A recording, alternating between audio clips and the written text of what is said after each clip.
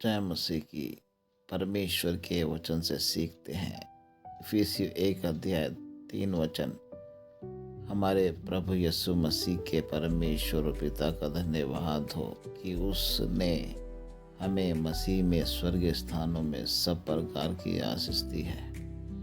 यह वचन बताता है कि यीशु मसीह का परमेश्वर और पिता, इस वचन में यीशु मसीह का परमेश्वर पिता कहकर संबोधित किया गया, क्योंकि यीशु मसीह आज्ञाकारी था।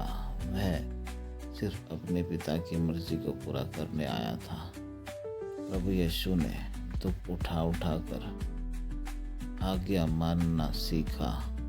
परमेश्वर ने आदम को भी आज्ञा दी थी और अपने स्वरूप में बनाया था और उसको आशीष दी थी।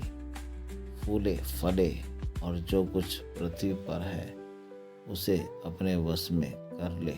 यह वचन बताता है हमारे प्रभु यीशु मसीह के परमेश्वर और पिता का धन्यवाद हो। इसका मतलब प्रभु यीशु मसीह परमेश्वर का पुत्र है, क्योंकि वह उसकी आज्ञा मानता है।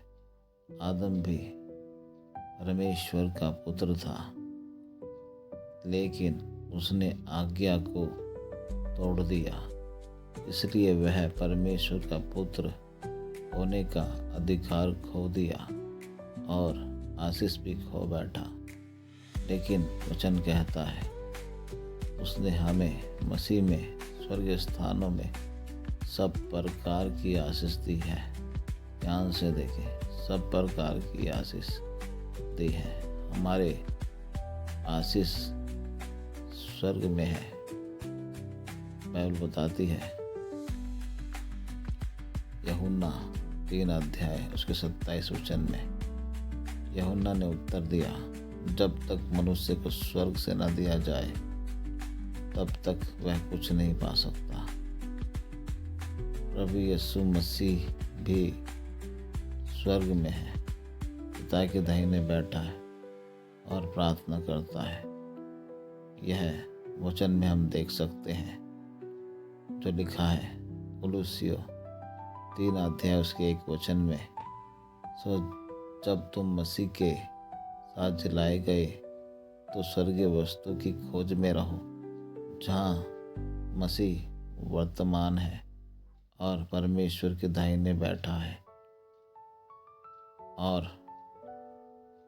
रोमियो 8:34 में भी हम देखते हैं, फिर कौन है जो दंड की आज्ञा देगा? मसीह वह जो मर गया वरन मुर्दों में से जी उठा और परमेश्वर के दाहिने और है, और हमारे लिए निवेदन भी करता है। प्रभु यीशु मसीह हमारे लिए प्रार्थना कर रहा है कि हम परमेश्वर की इच्छा को पूरी करें, उसकी आज्ञा माने।